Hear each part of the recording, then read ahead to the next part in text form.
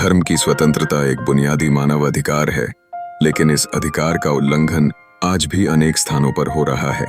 ईसाई समुदाय के लोग जो केवल अपने विश्वास का पालन कर रहे हैं, उन्हें प्रताड़ना, हिंसा और भेदभाव का सामना करना पड़ता है।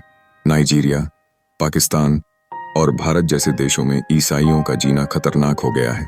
उनके चर्च जलाए जाते हैं, बाइबलें तोड़ी जाती हैं और परिवारों को डराया जाता है।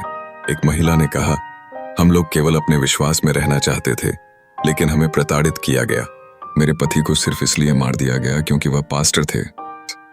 यह सिर्फ एक कहानी नहीं है, बल्कि ऐसे कई उदाहरण हैं जो दर्शाते हैं कि ईसाई धर्म को मानने वाले लोग किस प्रकार के संकटों का सामना कर रहे हैं। यह समय है कि हम जागरूक बने और इस मुद्दे पर आवाज उठाएं।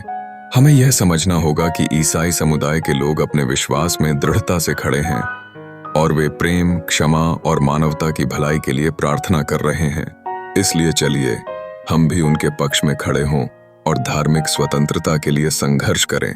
हम सबको एकजुट होना होगा ताकि जहां भी अन्याय हो, वहां हम खड़े हो सकें।